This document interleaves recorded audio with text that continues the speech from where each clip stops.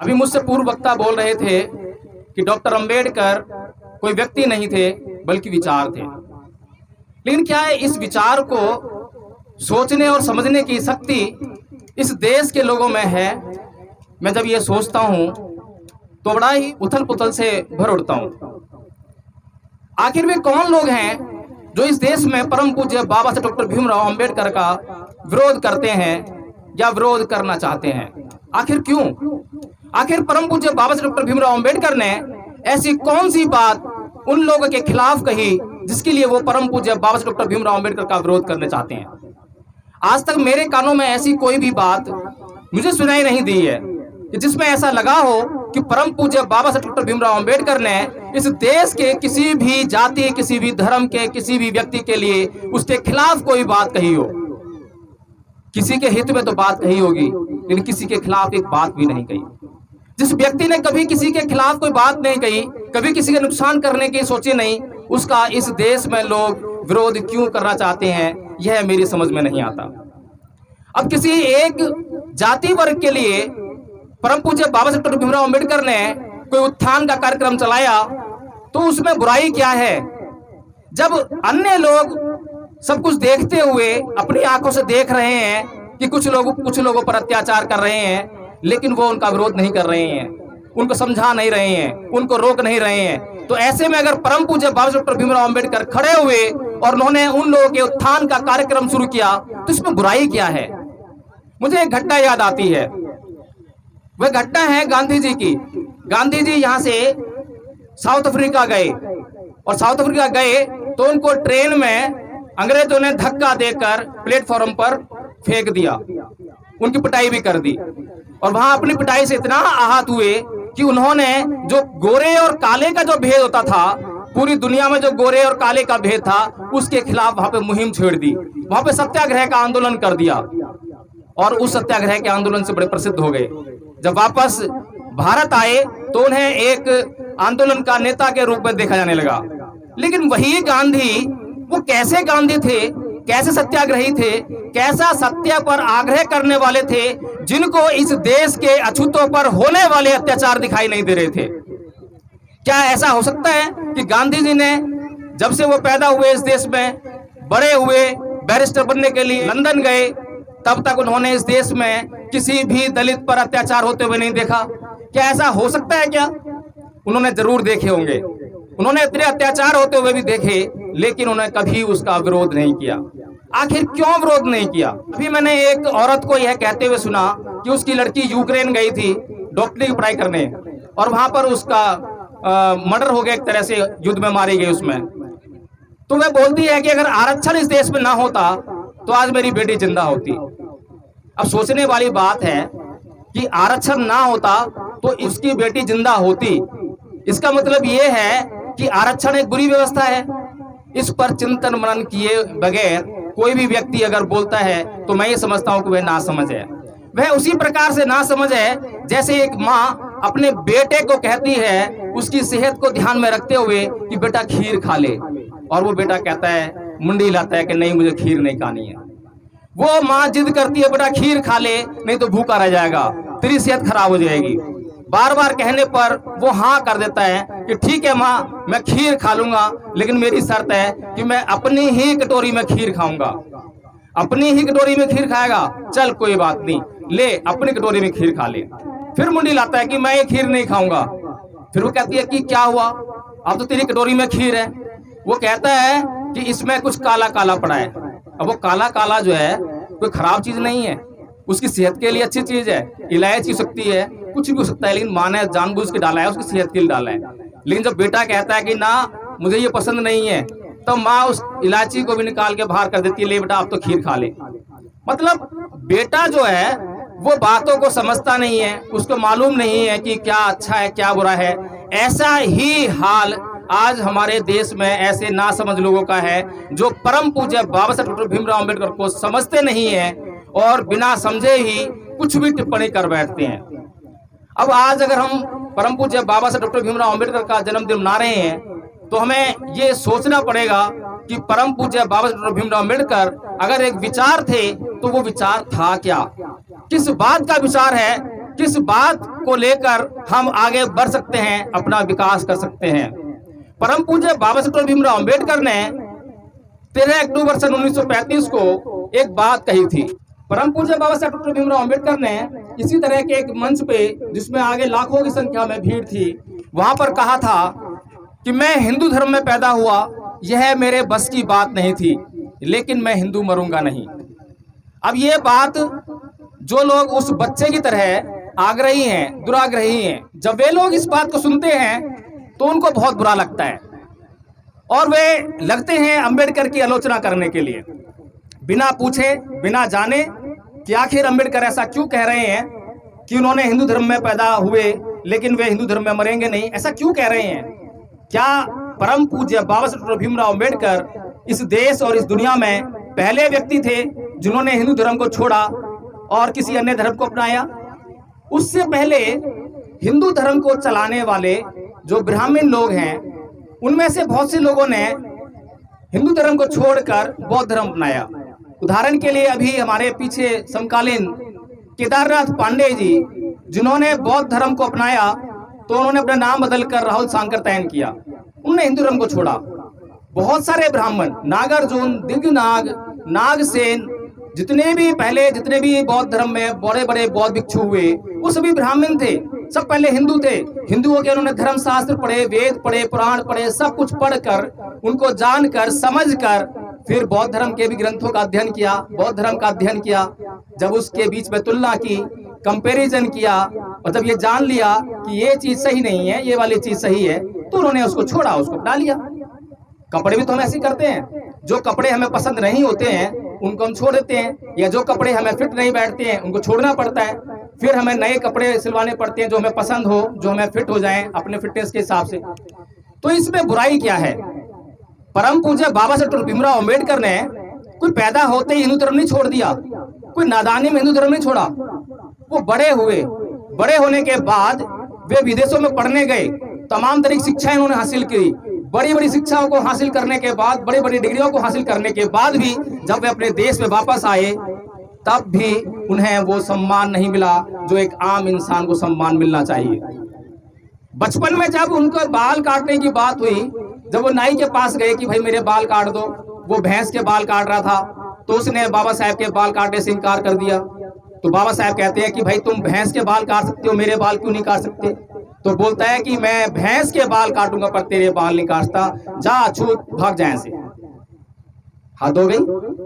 जब स्कूल में गए तो वहां पर मई जून, जो भी तो अप्रैल चल रहा है, इसके बाद मई जून की गर्मी आएगी, उसमें कितनी प्यास लगी हो, बहुत जोर से प्यास लगी हो बच्चे को जो है, और वह चपरासी ना आया हो जो कि ऊपर से पानी डालता था, पानी पीते थे, पूरे दिन प्यासा रहना पड़ता था।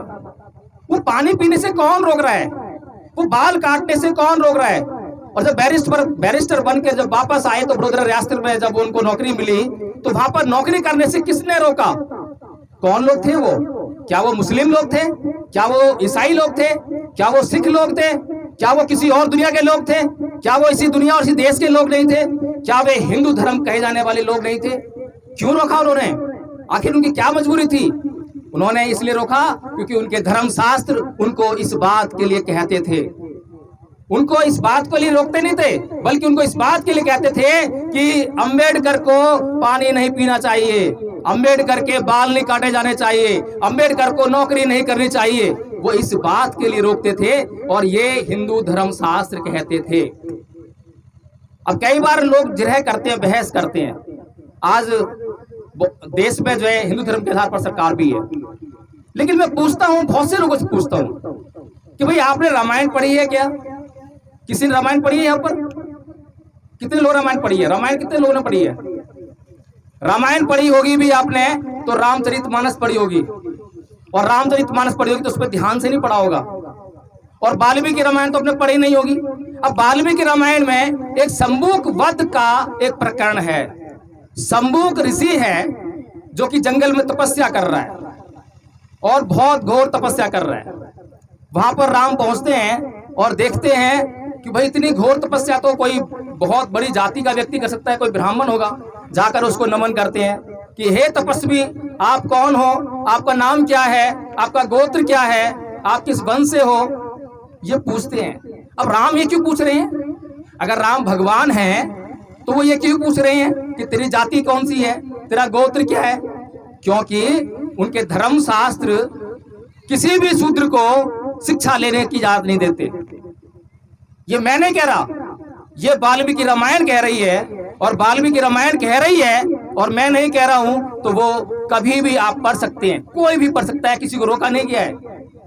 और वहां पर जब राम को ये पता लगता है, जब शंभू को अपना परिचय देते हुए कहते हैं कि हे राम, मैं शूद्र शंभू हूं, मेरी जो जाति है वो शूद्र है, तो इस पर राम विचलित हो उठते हैं, क्रोधित हो उठते हैं कि अरे इतना बड़ा जुल्म, धर्म शास्त्रों ने ये कहा है कि शूद्र को शिक्षा लेने का अधिकार नहीं है, और तुम शिक्षा ग्रहण कर रहे हो और यहाँ उपदेश भी दे रहे हो, शिक्षा ली और लोगों को बांट भी रहे हो शिक्षा को, जो है ये तो बहुत घोर अन्याय है धर्म शास्त्रों के साथ में। जब उन्होंने ये देख लिया, जान लिया कि ये तो शूद्र है, तुरंत तलवार म्यान से निकाली और शंभू का सर धड़ से अलग कर दिया। अब बताइए, अगर भगवान राम भगवान थे, ईश्वर थे, तो उन्होंने एक शूद्र का इस बात पर बद्ध क्यों किया कि वह शिक्षा ले रहा है और शिक्षा दे रहा है? क्या अपराध किया? महाभारत में हम पढ़ते हैं, एकलव्य का प्रकरण पढ़ते हैं ना, तो गुरु द्रोणाचार्य है, उसका अंगूठा मांगते हैं। अरे गुरु द्रोणाचार्य ने किस बात की वो गुरु दक्षिणा? तो गुरु दक्षिणा कब दी जाती है? जब कोई शिक्षा दे और उस शिक्षा को लेकर आदमी तैयार हो जाए और कहे कि हाँ वास्तव में आपकी शिक्षा लेकर मैं तैयार हो गया हूं। अब गुरु द्रोणाचार्य स्वतः अपने आप से मना करते हैं कि भाई मैंने तो आपको शिक्षा दी नहीं, तो गुरु द्रोणाचार्य किस मुंह से उससे अंगूठा मांगते हैं? और क्यों मांगते हैं? सिर्फ इस बात से कि एकलव्य शूद्र है। अब ये कौन कह रहा है? ये हम नहीं कह रहे हैं, ये जो महाभारत है बाबा साहब ने नहीं लिखी, मैंने नहीं लिखी, ये जो है कि हम बनावटी बातें कर रही हूँ। वो जो लेडी वो कहती है कि आरक्षण ने मेरी बेटी को मार दिया, उसने कभी रामायण पढ़ी? नहीं पढ़ी। अभी नवरात्र चल रहे थे, तो नवरात्रों में देश में एक भूचाल सा आया कि नवरात्रों में मांस की बिक्री नहीं होगी, नवरात्रों में मांस की बिक्री नहीं होगी। और मनुस्मृति क्या कहती है? मनुस्मृति कहती है कि किस पशु का मांस खाया जाना चाहिए, किस पशु का मांस किस तरह खाना चाहिए, उसकी पूजा करे खाना चाहिए या क्या करना चाहिए, सब लिखा हुआ है।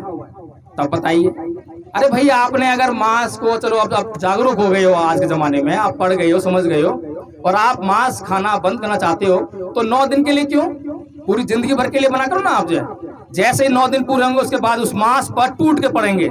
ये कौन सा धर्म है? ये कैसी संस्कृति है? ये समझ से बाहर है।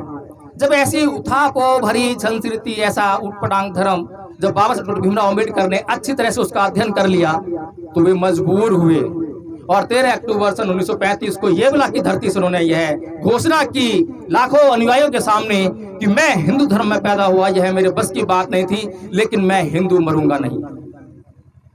कोई ऐसे ही नहीं कर दिया, उस बच्चे की तरह नहीं।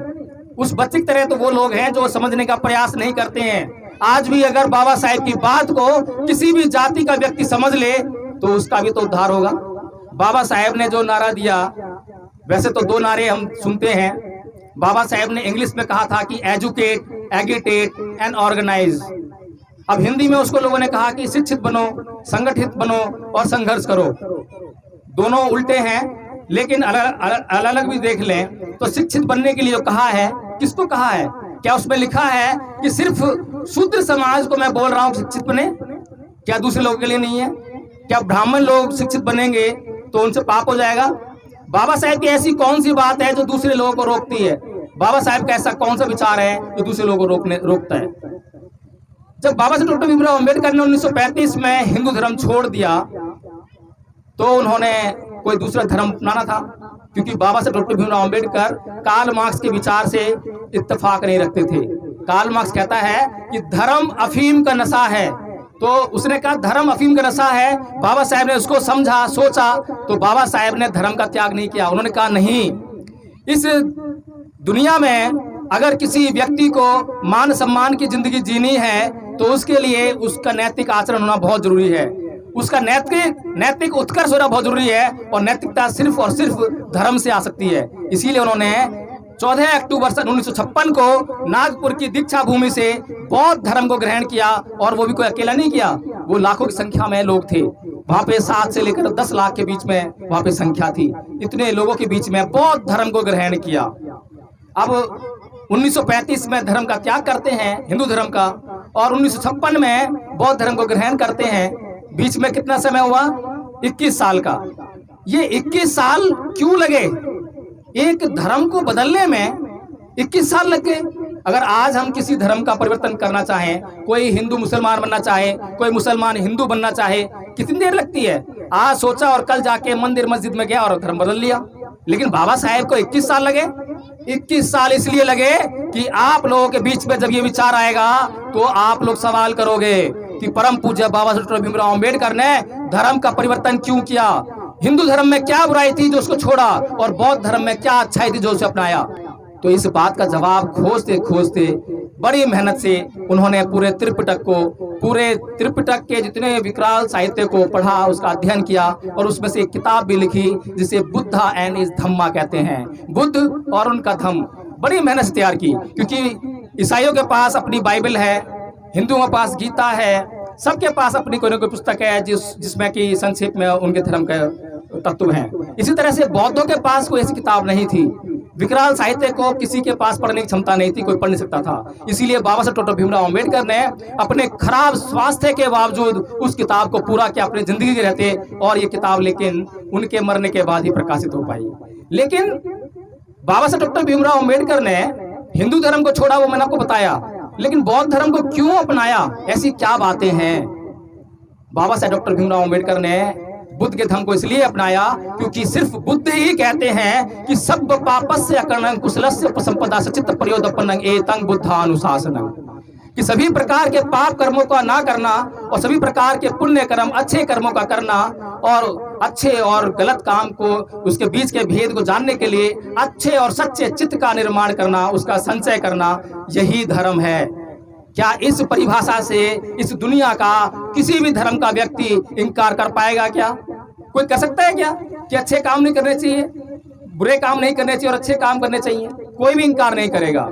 भगवान बुद्ध कहते हैं कि फंदनं चपलं चित्तं दुरखं दुनिवार्यं उजुं करोति मेधावी सुकारो व तेजनं, कि जो चित्त है, मन जिसे आप लोग समझते हो, वो चंचल है, चपल है, वह क्षणिक है, वह दुरक्ष है, बहुत बड़ी जल्दी से इधर से उधर हो जाता है, उसकी रक्षा बड़ी मुश्किल से होती है। अब उसकी बड़ी मुश्किल से रक्षा होती है तो उसकी रक्षा करने वाले कौन हैं? वे मेधावी पुरुष हैं। वो उसी प्रकार के मेधावी पुरुष हैं जिस प्रकार से कि एक बाण को सीधा करने वाला व्यक्ति बाण को सीधा करता है, इसी तरह से वो मेधावी पुरुष अपने चित्त को संयमित करता है, कंट्रोल में रखता है। कोई मामूली बात कही बुद्ध ने?